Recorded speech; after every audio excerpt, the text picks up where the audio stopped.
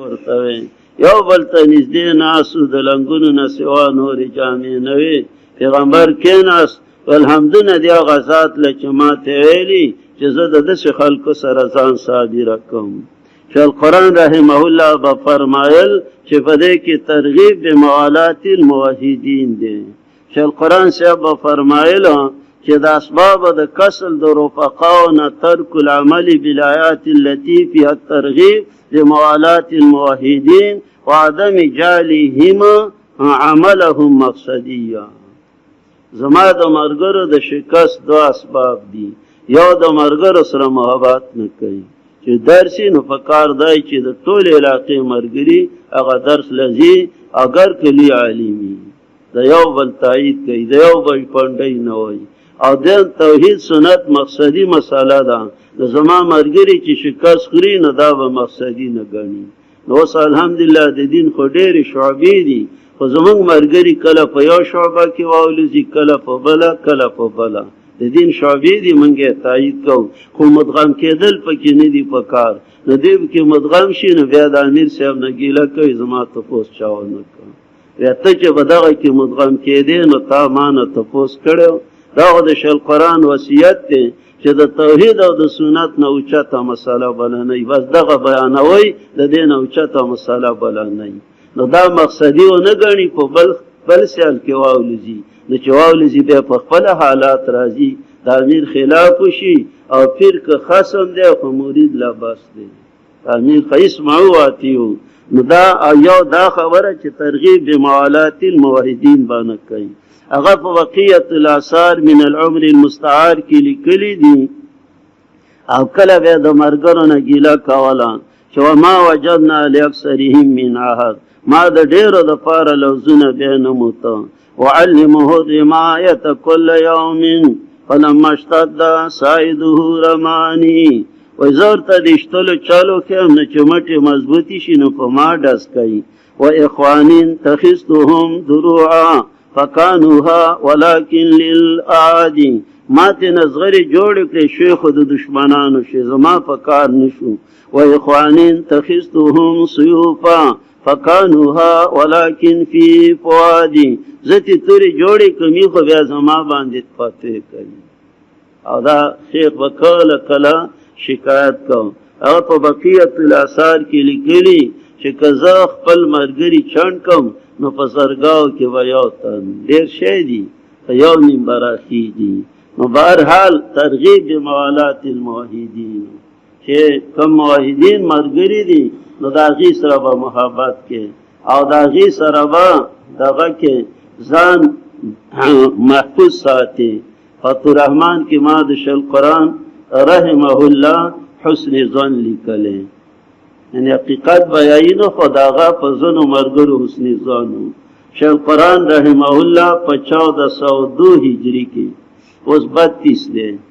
نو 1432 او دا خبره کړې وه په 1402 کې ډېره افغانۍ خبره ده. نو پای کې ویلو په وړه دوره کې په دې چې دا سوره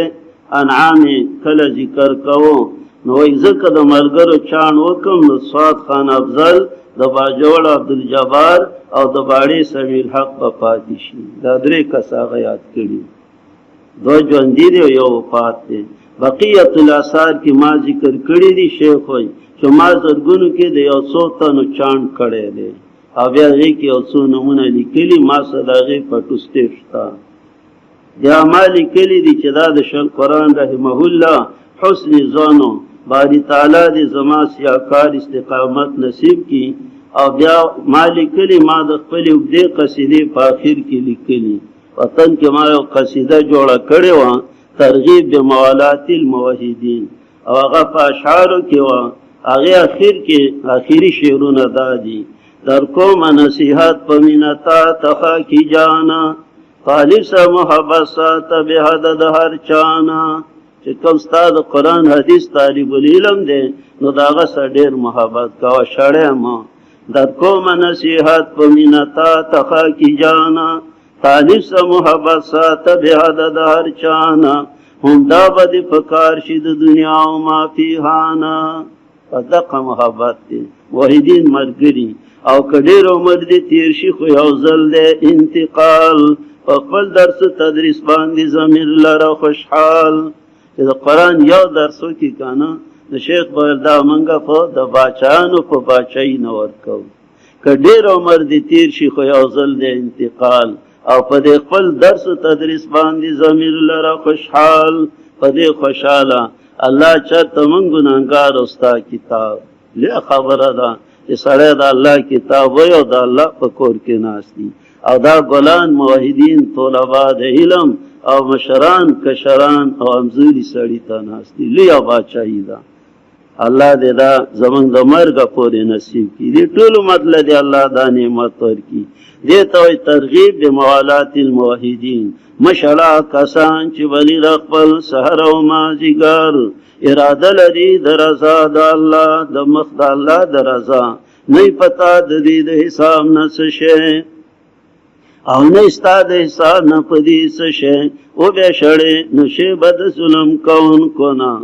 شپږ عقبات په دې صورت کې په لفظ د کذالک اشل قرآن رحمه الله بغل چې هر مبلغ او داعی د حق باندې ودا امتحانونه راځي پنځه جمعه او پاس کې نشپغم بیا ستاد فتح دغه دا اولنۍ تو قرآن حدیث وې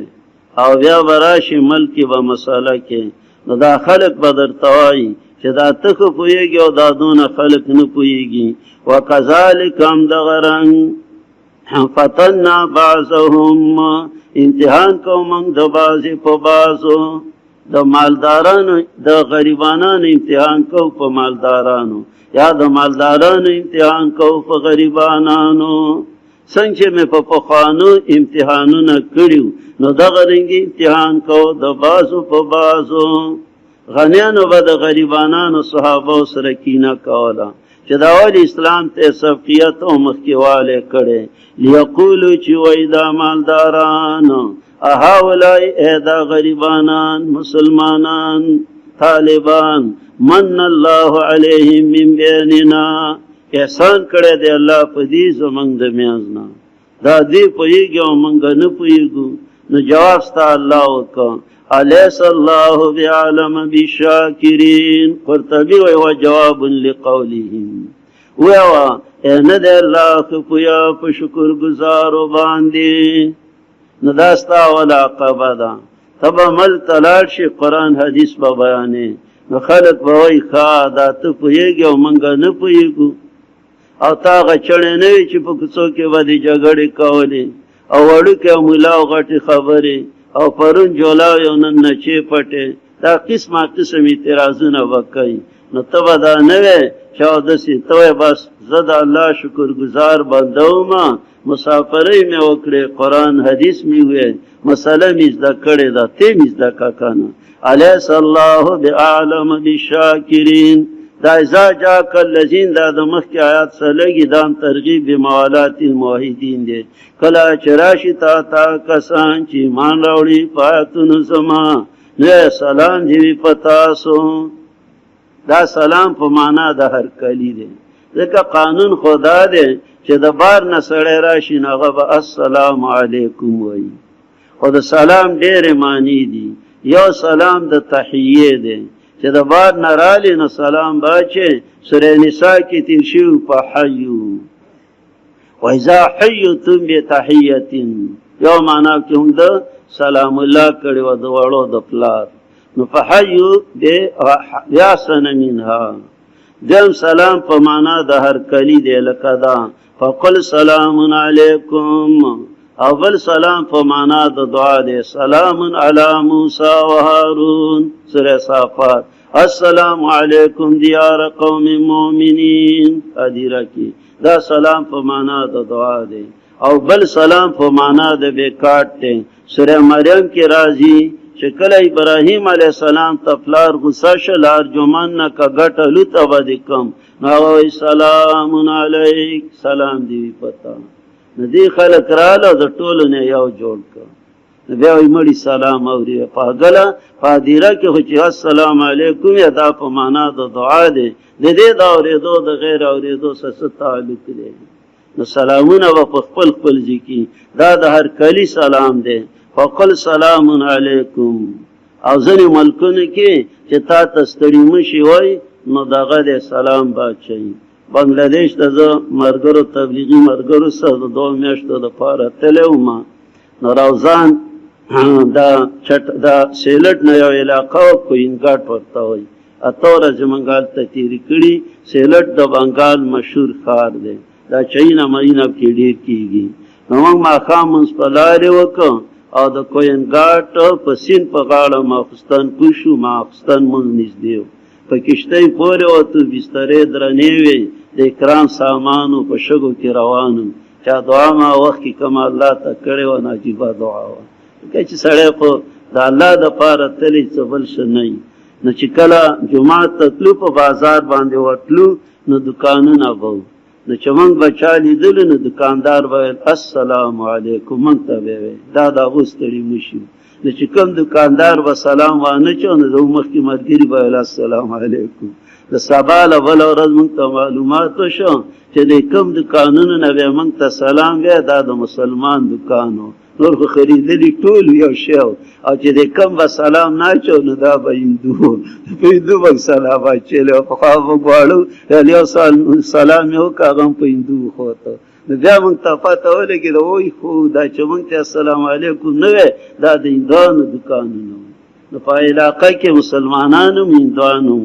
په لاره به چې جنکۍ روانې وې او ښځې به روانې وې نو نښانه دا وه چې مسلمانه ښځه به وه ماشومه به ورسه وه نو چترۍ به په سر نیولې وه د پردې دپاره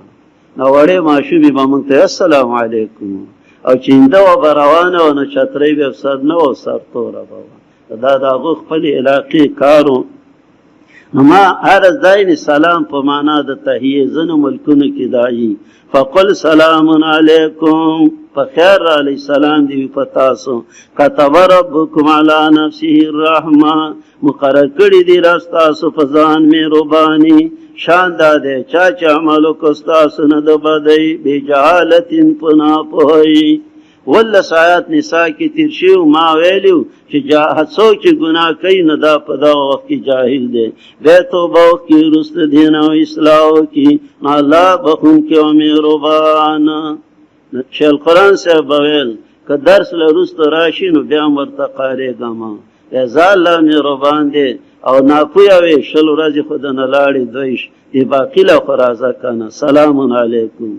او زه الله بخونکی او مهربان او دا دیمه قاعده ده ته به فرضي کې مسله کې نو بوډا شیخ به درته وایي بس که استاد جي غاړه دې ازاده شوې ده نو جواب وکذلک نفصل الآیات دغه رنګې واضح بیانو آیاتونه لتستبین سبیل المجرمین چې واضح شي لاره د مجرمانو شاول الله وایي دا غټ سری واو دا زیتی دی ظاهر نږدې کې مترجم مانس کې واو زاید است معنا نه لري هسې د خوند دپاره زیتی شوی او یا بالا معطوفونه لی راوباسي دغه رنګې بیل بیل واضح بیانو آیاتونه واو زاید چې واضح شي لاره د مجرمانو یو جز یې ذکر کړی او بل یې حذف کړی دا ستا جواب شو بابا زه چې بار چې په دې باندې مجرم او غیر مجرم واضح شي او ځینې وایي معطوفه لی ولا راوباسه وکذلک نفصل الآیات دا رنګ واضح بیانو آیاتونه لیسر الحق چې حق په ډاګه شي ولتستبین سبیل المجرمین او واضح شي لاره د مجرمانو تفسیر القرطبي نو کله کله داسي چې معطوف لی ولا حذف کړی دی لتستبین الحق لیسر الحق تستبین سبیل المجرمین نفی د شرک دعا و یقینا زمانه کړی شم چې عبادت کوم دا کسانو تاسو بلې سوا د الله نه یا تابعداري نه کوم خواهشات ستاسو قد ضللت زه به بېلارې شم اذن په دغه وخت کې وما انا من المهتدین او نیم به زه د لاره موندونکو نه ویوه زه په واضح دلیل یم د رب خپل نه او تاسو پې تکذیب کوئ نفی د تصرف د نبی علیہ السلام نا دارنگ غیب فرمایشی معجزی غفته دا غی جواب